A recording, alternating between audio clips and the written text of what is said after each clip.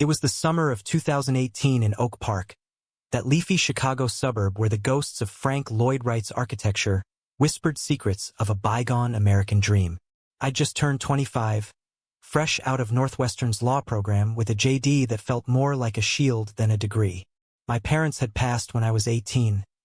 Car accident on I-90, the kind of senseless tragedy that leaves you hollowed out and hungry for justice. So I rented this modest two-story Craftsman on Linden Avenue, the kind with creaky oak floors and a backyard that bloomed with wild roses in June. It was cheap, close to the L train for my clerkship downtown, and far enough from the city's grit to let me breathe. That's when I met Harlan Whitaker. He lived next door, a retired auto mechanic in his late 50s, with a gut that strained against faded Cubs jerseys and a worldview pickled in Fox News and Bud Light. Our first encounter was innocuous enough.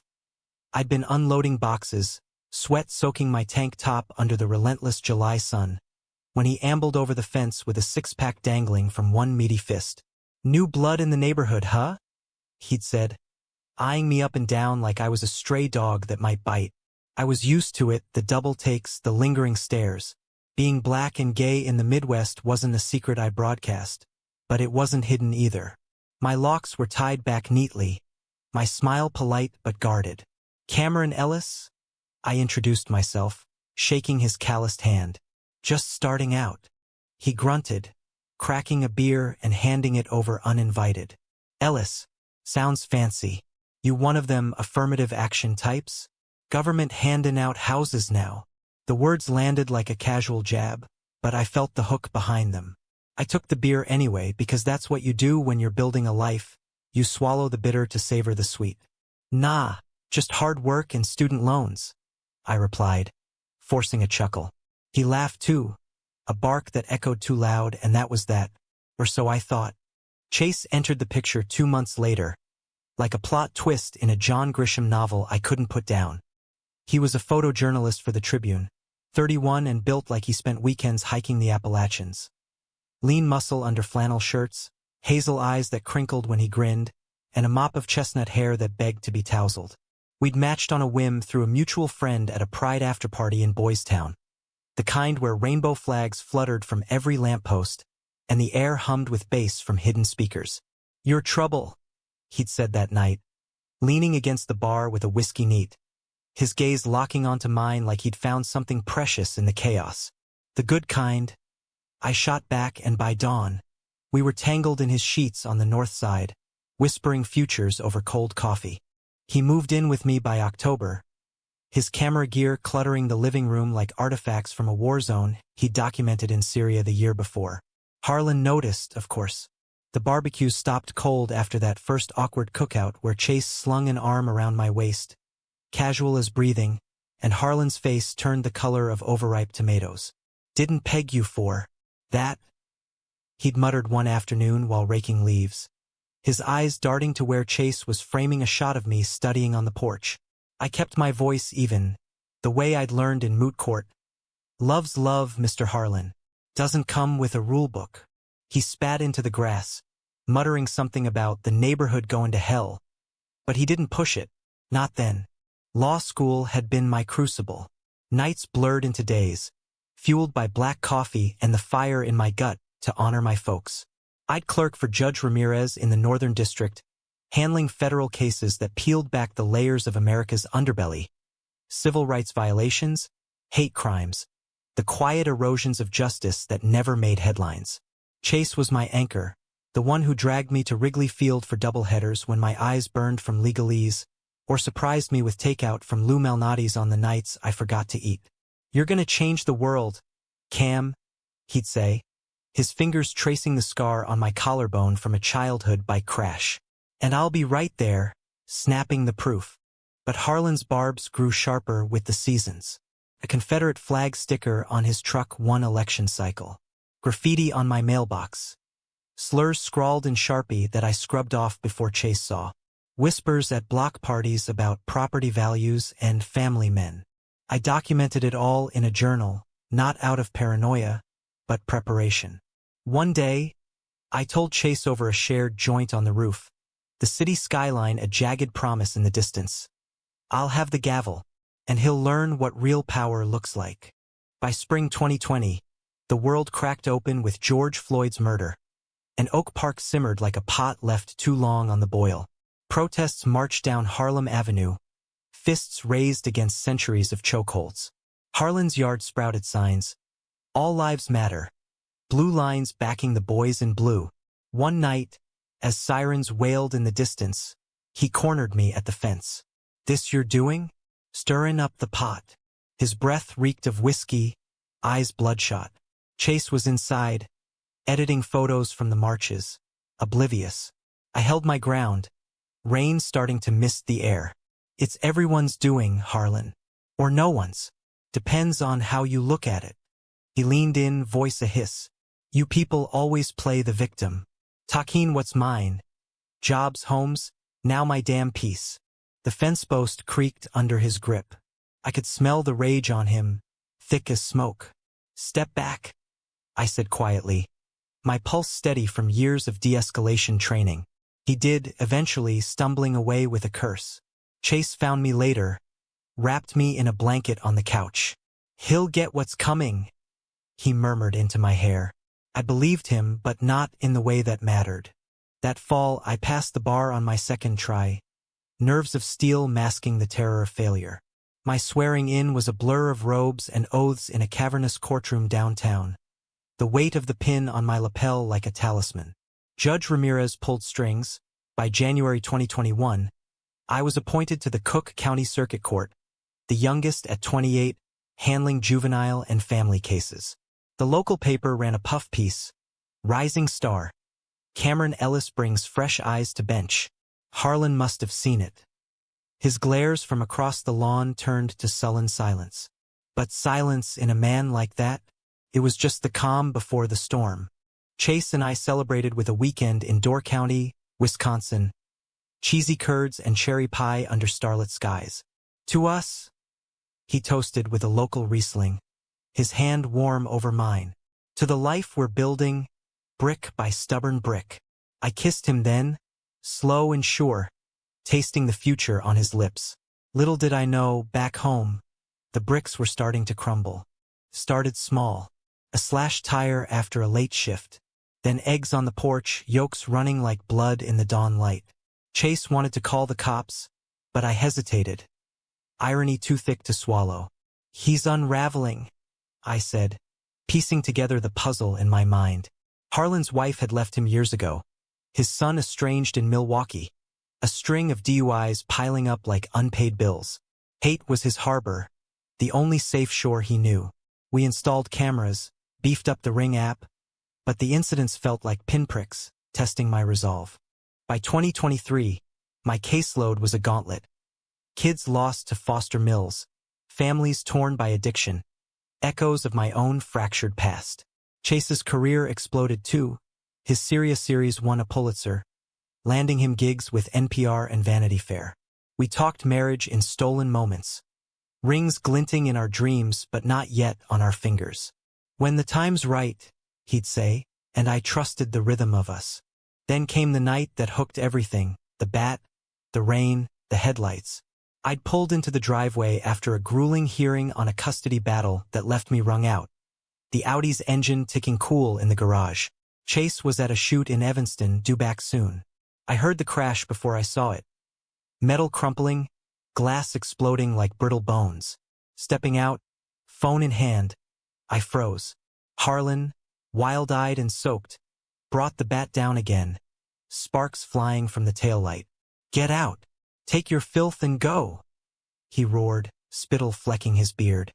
The hatred poured out, years of it, laced with something broken, grief, maybe, for the son who'd come out to him and been disowned.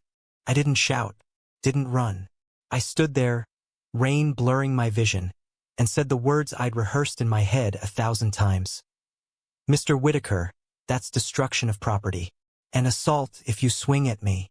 He laughed, a hollow, manic sound, bat raised high. You'll do nothing. Little uppity clerk playin' dress up." That's when Chase's truck screeched in, tires hydroplaning on the slick asphalt. He leaped out, a blur of fury and protection, positioning himself between us. Drop it, Harlan. Now. The old man's arm trembled, the bat hovering like Damocles' sword. For a heartbeat, the world held its breath. The storm's fury, the shattered car, the man I loved shielding me from the monster next door. And in that suspended agony, I knew this wasn't just about a car. It was about every unspoken wound, every quiet betrayal of the American promise we'd both chased. Harlan lowered the bat slowly, eyes darting between us, realization dawning like a slow poison. You're that judge. From the papers. His voice cracked, the bat slipping from numb fingers to clatter on the pavement. Chase glanced back at me, pride and pain warring in his gaze. Yeah, I said softly, stepping forward. I am. And this ends tonight. The police arrived 10 minutes later, blues cutting through the gloom like surgical lights. Harlan was cuffed without much fuss, miraculously sober enough to know when he'd crossed the line. As they led him away, he twisted in their grip, face crumpling. Cameron, I didn't. My boy. The words dissolved into sobs, the rain washing away the last of his bluster. I watched from the porch, Chase's arm heavy around my shoulders, the weight of it grounding me against the tide of pity that threatened to drown my anger. We spent the night in the kitchen, nursing hot toddies and picking glass from our clothes. You okay? Chase asked, his thumb brushing a cut on my knuckle. I nodded, but the truth was murkier. He called me boy, like I was nothing, after everything. Chase pulled me close, his heartbeat a steady drum against my cheek. You're everything. To me. To this fight. We didn't sleep much, tangled in each other instead, seeking solace in the familiar curve of skin and breath. But dawn brought the paperwork. Reports filed, insurance claims, a restraining order drafted by 9 a.m. Court date was set for 2 weeks out. Irony's cruelest joke. I'd preside over juvenile dockets that week, but Harlan's case landed in traffic court. A misdemeanor vandalism charge that could have been a felony with intent. The DA called me aside. Conflict of interest, Your Honor. Recuse. I shook my head. No. Let it play out. Justice isn't personal. It's principle. But deep down it was. Harlan's arraignment photos circulated in the office. Hollow cheeks, haunted eyes. Whispers followed me down the halls. That's the neighbor. The racist one. Chase threw himself into work, his lens capturing the aftermath of a mass shooting in Englewood. Kids with signs, mothers with empty arms. Channeling it, he explained over dinner, his fork pushing peas around the plate. I understood. Rage needed an outlet or it'd fester. Our lovemaking that week was urgent, reclaiming what the bat had tried to steal. Bodies pressed close, whispers of mine and stay. The world outside fading to irrelevance. The hearing arrived on a crisp October morning, leaves skittering across the courthouse steps like fleeing secrets. Harlan stood before Judge Patel, a no-nonsense South Asian woman with a stare that could curdle milk. I watched from the back row, anonymous in civvies, Chase's hand clammy in mine. The evidence was damning. Ring footage time-stamped, witnesses from the block who'd heard the commotion. Harlan's lawyer, a harried public defender, pled diminished capacity. PTSD from Nam, the ex-wife's abandonment, the son's rejection after coming out. He's not a monster, Your Honor. He's a man at the end of his rope. Patel leaned forward, gavel poised. Rope or not, Mr. Whitaker, actions have echoes. You destroyed more than property that night. You assaulted the fabric of this community. She sentenced him to 6 months probation, community service at a local shelter, and mandatory bias training. No jail time, but the sting of accountability. As he shuffled out, chains rattling softly, our eyes met across the room. His were wet, stripped bare. I'm sorry, he mouthed, the words forming silent and sincere for the first time. I didn't respond. Not then. But driving home, with Chase humming along to Springsteen on the radio, something shifted. Pity, yes, but also a spark of possibility. Humanistic, my old prof would have called it. The belief that even the broken can mend. The weeks that followed were a fragile truce. The kind you tiptoe through after an earthquake. waiting for the aftershocks. Harlan kept his distance, his truck idling less in the driveway, the porch light flickering on earlier as if to signal surrender. I threw myself into cases, a transgender teen fighting for name change against bigoted parents, a Latino father wrongfully deported mid-custody battle. Each ruling felt like a small victory, a brick in the wall against chaos. But at home, the Audi sat totaled in the street, a mangled reminder until the tow came. Chase fussed over me like a mother hen, stocking the fridge with my favorite hoppy IPAs and planning a reset weekend in Galena, apple orchards, and B&B fireplaces. "You're wound tight," he said one evening, massaging knots from my shoulders while I graded motions at the kitchen table. The scent of his cedar cologne mingled with the takeout pad thai, a domestic symphony. "Harlan's not the story anymore. We are." I leaned back into him, letting his warmth seep through the chill that had settled in my bones. "He is, though. Part of it. Can't just erase the hate." Chase kissed the crown of my head. "Then rewrite it. You're the judge. Make the call." His words lingered as I navigated the suburb's undercurrents. Block watch meetings turned awkward. Mrs. Kowalski from across the street baked us zucchini bread with a note. For the heroes next door, Old Man Jenkins, Harlan's poker buddy, crossed the street to shake my hand. "Heard what happened. Man's a fool, but he's payin' for it." Whispers followed, though. "Cameron's one of them activists." The them laced with the usual suspicions. Being out and elevated in Oak Park was like walking a tightrope over a pit of vipers. One misstep, and the progressives hailed you as a saint. The conservatives branded you a scourge. Harlan's first community service shift was at the Oak Park River Forest Food Pantry, doling out canned goods to lines that snaked around the block. I volunteered there on Saturdays, a habit from law school days, sorting donations with gloves that smelled of bleach and hope. Imagine my surprise when I turned the corner with a crate of rice, and there he was, apron tied crooked, hands trembling as he handed a bag to a single mom with twins clutching her skirt. Our eyes locked, and for a beat, the air thickened. "Your Honor," he mumbled, the title awkward on his tongue. "Didn't expect." "Call me Cameron," I said, setting the crate down. "We're off the clock." He nodded, gaze dropping to the floor. The mom thanked him profusely, her Spanish rapid and grateful, and something flickered in his eyes. Regret, maybe, or the ghost of his own hardships. I didn't linger. There was work to do. But as I moved on, stacking shelves, I caught him watching, not with malice, but a quiet unraveling. Chase noticed the shift in me that night, over a bottle of Malbec on the deck. Fireflies danced like errant stars, the air thick with impending autumn. "You saw him today, didn't you?" he guessed, reading me like a contact sheet. I sighed, swirling the wine. "Pantry shift. He's trying. Awkward as hell, but trying." Chase's brow furrowed, the journalist in him probing. "Don't go soft on him, Cam. He swung that bat at you. At us." I reached for his hand, calluses from camera grips rough against my palm. "Not soft. Human. There's a difference." Our romance, always the steady undercurrent, deepened in those months.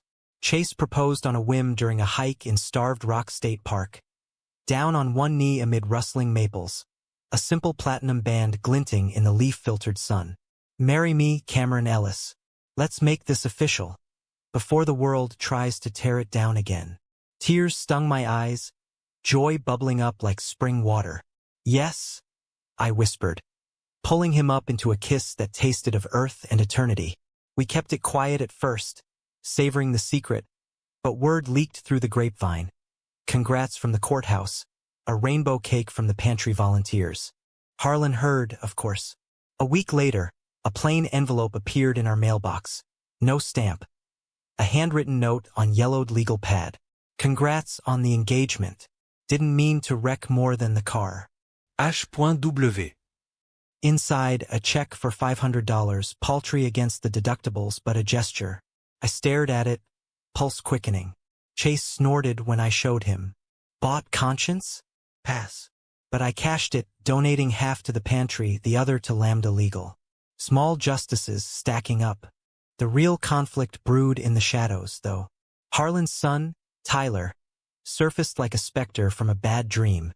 29, lanky with his father's jaw but none of the bitterness.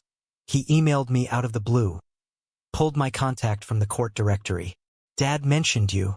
The judge next door. I'm in town. Can we talk? It's about him. And me. We met at a neutral spot. The corner Starbucks on Lake Street. Steam rising from our lattes like unspoken tensions. Tyler was a graphic designer from Portland. Tattoos peeking from his Henley sleeves. A pride flag in watercolor on his forearm. He disowned me 5 years ago, he said flatly, stirring sugar into oblivion. Called me an abomination. Haven't spoken since. I leaned forward, the steam warming my face. Why now? He shrugged, eyes haunted. Heard about the bat thing. Figured if he could hate you, a stranger, enough to destroy your life, maybe there's room for me. Or not. The vulnerability cracked something in me. I saw my own father's ghost in Tyler's plea, the man who'd hugged me tight before the crash, never knowing his son's truths. He's in counseling, I offered. Bias training. Is cracking the shell. Tyler nodded, but doubt shadowed his smile. Shells don't break easy. But thanks for not pressing charges harder. That conversation haunted my nights, dreams weaving Harlan's snarls with Tyler's quiet pain. Chase and I argued about it over breakfast one morning. Pancakes going cold on the plates. You're getting sucked in, he accused, fork jabbing the air. This isn't your redemption arc, Cam. Let the system handle it. I pushed back, voice rising. The system's me. And if I can bridge this, show him what he's missing, maybe Tyler gets a father back. Chase's eyes flashed hurt, the betrayal sharp. What about us? Our peace? You're risking that for a man who called you filth? The words hung heavy, a chasm opening between us. He stormed out to a chute, door slamming like a gavel. I sat there, alone with the syrup-sticky plates, questioning my own compass. Was it compassion or compulsion? The drive to fix what was broken, inherited from a mother who'd mended neighbors' fences after storms, a father who'd coached Little League for kids who'd never afford cleats. I visited Harlan unannounced that afternoon, catching him in his garage tinkering with an old carburetor, grease monkey reborn. He startled, wiping hands on a rag, the Confederate sticker peeled from his truck like a shed skin. Cameron. Ooh, comeine. The house smelled of stale coffee and regret. Faded photos on the mantel of a younger Harlan with a bride and baby Tyler, smiles frozen in amber. We sat at the Formica table, awkward as strangers on a blind date. Your son's in town, I said, cutting the silence. His face drained of color, rag twisting in his fists. Tyler? How? He reached out. Wants to talk. Harlan's eyes darted to the window, where our house stood sentinel. After what I did to you, to your situation with that fella? The hesitation stung, but progress. Chase, my fiancé. The word landed soft, testing. Harlan swallowed, Adam's apple bobbing. Fiancé. Christ. I ain't right, Cameron. The things I said, thought, came from a place of fear. Losing him scared me so bad. I pushed harder. Tears tracked through the grease smudges on his cheeks. I reached across, hand on his arm, solid, human. Fear's the real vandal. But you can rebuild. He nodded, a dam breaking. Stories spilled. The war flashbacks that turned beer into bravery. The wife's cancer battle he'd failed by burying in denial. Tyler's coming out like a grenade in the kitchen. Told him God don't make mistakes.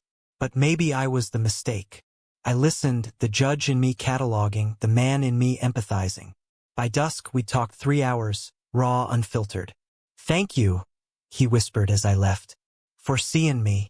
Chase was waiting when I got home, takeout bags from Giordano's steaming on the counter.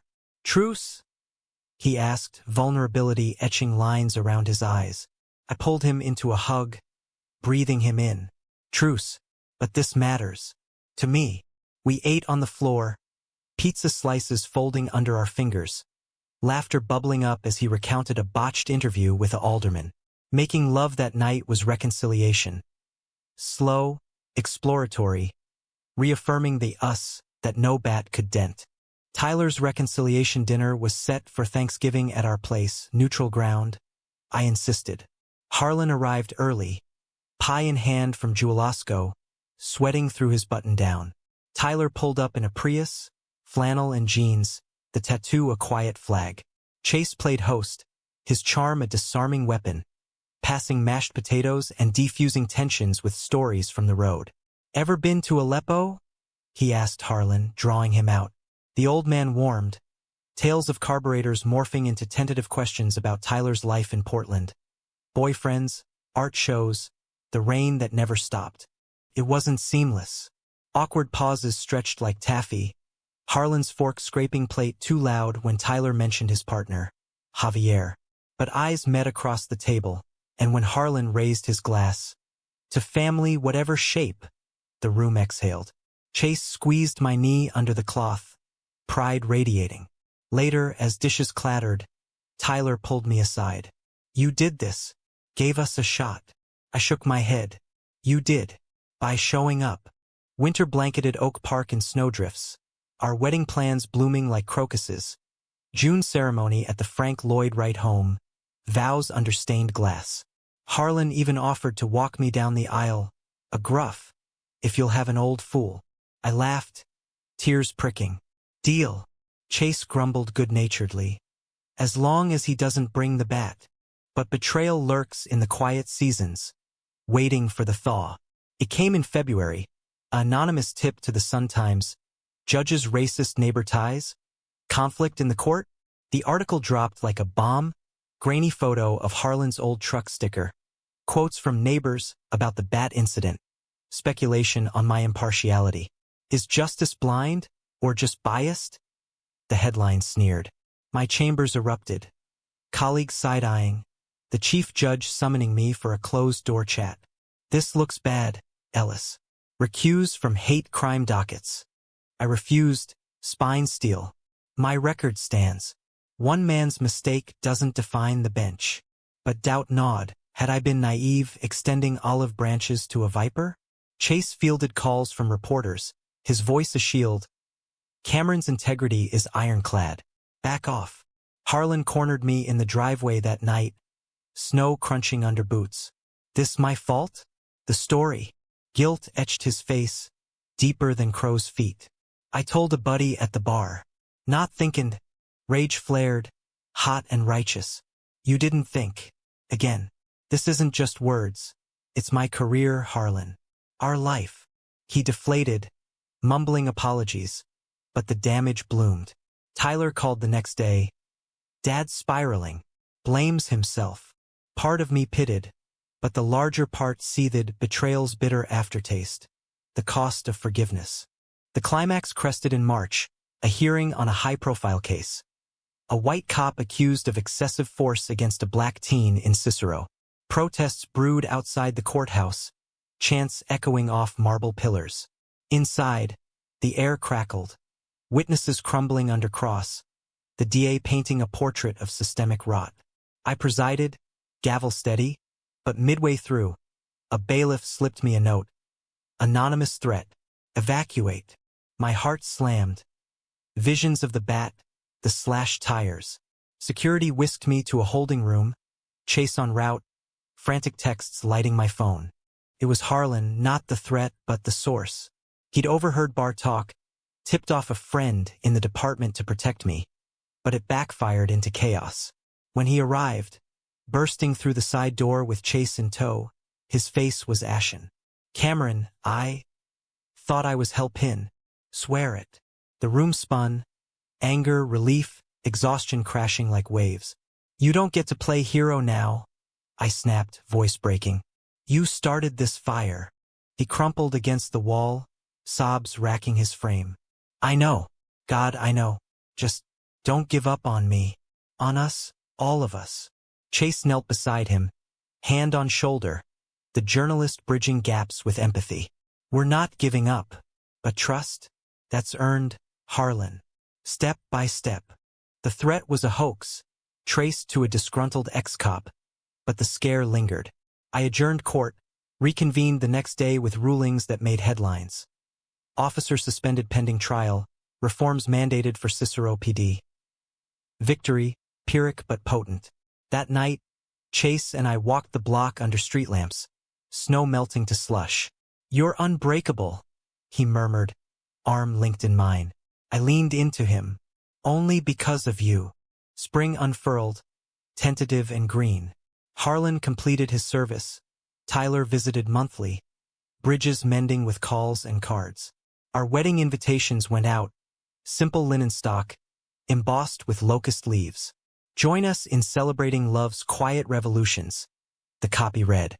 Harlan RSVP'd yes, +1, Tyler and Javier. But the story's heart beat in the small moments. The betrayal scar fading to a faint line, the romance's flame steady against winds.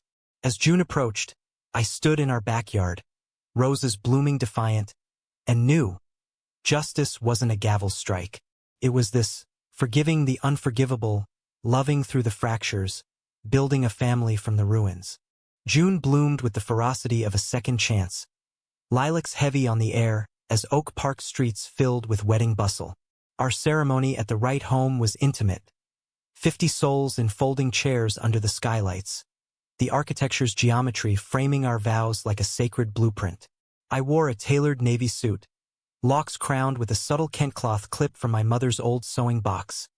Chase, crisp linen, his hazel eyes locking on mine as we exchanged rings. In shadows and light, in courtrooms and chaos, he promised, voice steady, "I choose you." Mine trembled. Through verdicts and vendettas, I choose us. Harlan sat in the third row, beside Tyler and Javier. His tie askew but eyes dry and clear. When the officiant called for the aisle walk, he stood, offering his arm with a gruff nod. Honor, son. The word, son, landed like absolution, my throat tightening as we processed down the runner. The congregation's applause a warm tide. Chase met us at the altar, mouthing "love you" over Harlan's shoulder.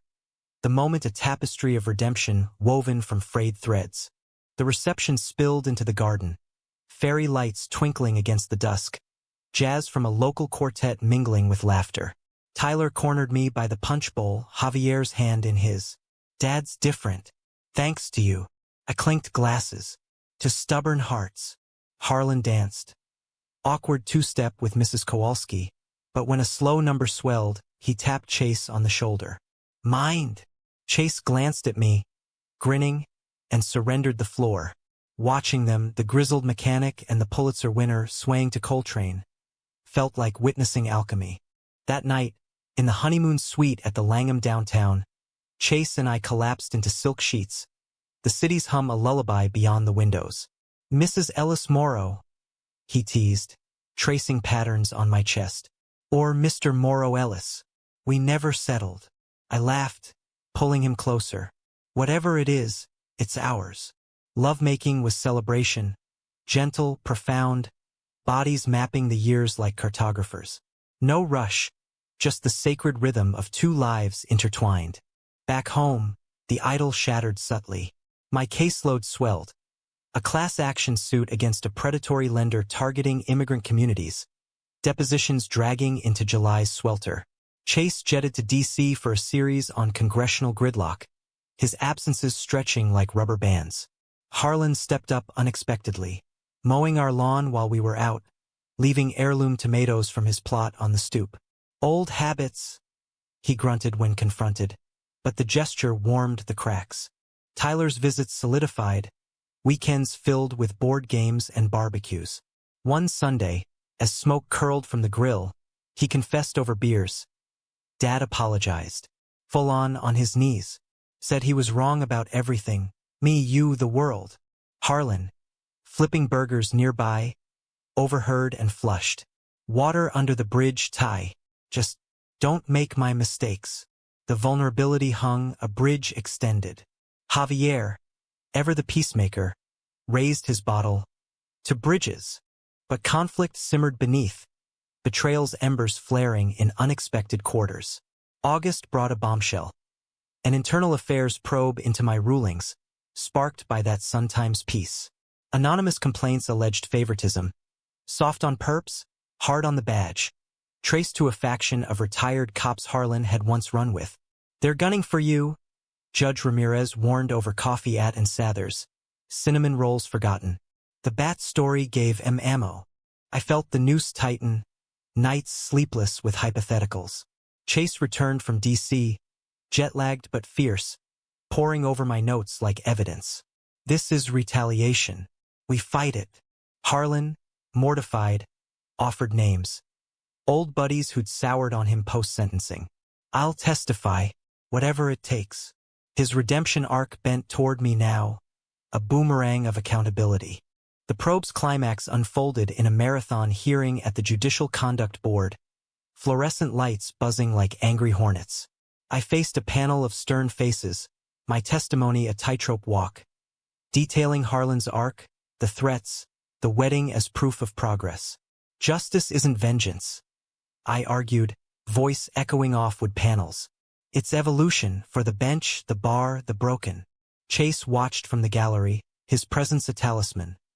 Tyler and Harlan too, the latter in an ill-fitting suit, nodding solemnly. Cross-examination dug deep. Your neighbor's bias training, did it influence your leniency? The counsel pressed, a silver-haired bulldog. I met his gaze. No. Humanized him, as it should anyone. The room held breath. Harlan's eyes glistened, pride unspoken. When the gavel fell, cleared with commendation for exemplary integrity. Relief crashed like a wave. Handshakes followed. Ramirez clapping my back. Knew you'd stick the landing. Outside, Harlan enveloped me in a bear hug, the first physical bridge. Proud of you, Cameron. Like a son. Tyler beamed, Javier snapping a photo. Chase pulled me aside, kissing me fierce under the elms. Told you. Unbreakable. Fall gilded the leaves. Our first anniversary marked with a drive to the folks' gravesite in Rose Hill Cemetery. Flowers laid, stories shared. They'd love you, I told Chase, wind whispering through headstones. The fighter. He squeezed my hand. They made you. That's enough. But the story's suspense peaked in November. Echoes of that rainy night 2 years prior. A call shattered a quiet evening. Tyler, voice cracking. Dad's in the hospital. Heart attack. Bad. We raced to rush, sterile halls blurring. Harlan lay pale in ICU, monitors beeping a metronome of mortality. Tyler paced, Javier murmuring comforts. He asked for you, Tyler said. Before they sedated. I entered alone, the room dim and humming. Harlan's eyes fluttered open, hand seeking mine. Cameron, the things I said, the bat, forgive. His grip was frail, life's fire dimming. Tears blurred my vision. Already did. Long ago. He smiled, faint but real. Good man. Tell Chase. Thanks for the dance. A chuckle rattled, then quiet. He passed at dawn, the monitors flatlining into silence. Tyler collapsed against me, sobs raw. He changed. Because of you. The funeral was small. VFW Hall. Taps echoing over a folded flag. Eulogies wove his flaws with his finale. Mechanic, father, penitent. I spoke last. Harlan Whitaker taught us that hate's a heavy load, but love lightens it. May he rest easy. Grief bound us tighter. Tyler moving east for grad school but promising visits. Chase and I adopted a rescue mutt, Luna. Her wagging tail a daily defiance of loss. My bench grew bolder, reforms pushed, panels on equity convened.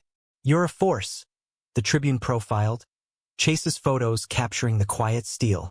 Yet emotions' underbelly stirred doubts.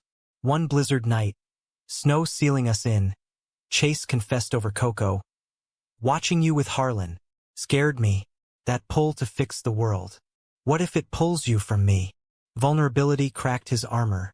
The betrayal not Harlan's, but fears. I cupped his face. You're my world, Chase. The rest, just echoes. We made promises anew, bodies and souls aligning in the firelight. Winter thawed to spring, life's cycle relentless. Tyler's wedding in Portland, vows under evergreens, Harlan's flag draped on a chair. We danced to What a Wonderful World, Chase's hand warm in mine. To echoes, he toasted, and the music they make. By summer 2025, Oak Park had woven us into its warp and weft. The Craftsman House now ours outright. Mortgage paid from caseload bonuses and Chase's book deal on Urban Grit. Luna bounded through the yard, chasing fireflies. Her barks a joyful counterpoint to the L train's distant rumble. My docket evolved. A landmark ruling on marriage equality appeals, citing precedents I'd clerked under, the decision rippling nationwide. Ellis versus equality, they called it, though it felt less victory than validation. Chase's exhibit at the MCA drew crowds, portraits of changemakers, me among them. Locks loose, gavel in shadow, eyes alight with that quiet fire he captioned. Opening night, champagne flutes clinking, Tyler raised a toast. To Dad's legacy, not the mistakes, but the mending. Javier nodded, their rings catching light. Harlan's absence ached, a hollow note, but his growth echoed in our circle. Conflict's final whisper came unbidden. A letter from Harlan's estate, postmarked months after his passing. Tyler handed it over during a visit, envelope crisp. Found it in his papers. For you. Alone in the study, I slid it open, Harlan's scrawl unsteady. Cameron, if you're reading this, I'm gone. Don't mourn the old me. Celebrate the new. You and Chase showed an old dog new tricks. Love without lines, justice without judgment. Tell Ty I'm sorry, and proud. Swing for the fences, son. Ash. Tears soaked the page, grief and grace mingling. I framed it beside our wedding photo, a triad of transformation. Chase found me there, wrapping arms around. He knew, he murmured. We all do. Romance, ever the story's pulse, deepened with time's patina. Anniversaries marked milestones. A cabin in the Smokies, where we hiked ridges hand in hand, breaths sinking with the wind. Remember the bat? Chase asked one twilight, perched on a boulder overlooking mist-shrouded valleys. I nodded, leaning into him. The night it all swung into motion. He kissed my temple. Best plot twist ever. Back in Chicago, we mentored me with law students at Northwestern, Chase with young photographers at Columbia College. A kid named Marcus, 16 and queer, wide-eyed in my chambers. How do you handle the hate? Judge Ellis? I thought of Harlan, the rain. You don't handle it. You humanize it. See the scared boy behind the bully. His nod lingered, a seed planted. The humanistic close came full circle in autumn, leaves carpeting Linden Avenue like confetti. Tyler announced a pregnancy, surrogate, a boy due in spring. Naming him Harlan James, he said over FaceTime, Javier beaming beside. For the fighter and the peacemaker. We flew out for the reveal, blue balloons bursting in their loft, joy effervescent. Homebound, Chase and I walked the block, Luna tugging the leash. The house next door stood empty, for sale sign swaying, new owners pending. A young couple from Austin, rainbow sticker on their Subaru. Full circle, Chase observed. I squeezed his hand. Nah, spiral, upward. That night, rain pattered soft against the panes, a gentle echo of that fateful storm. We lay entwined, his heartbeat my lullaby. What now? He whispered, fingers lacing mine. I smiled into the dark.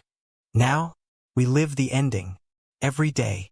And so we did, in the verdicts that voiced the voiceless, the lenses that captured the unseen, the loves that bridged the divides.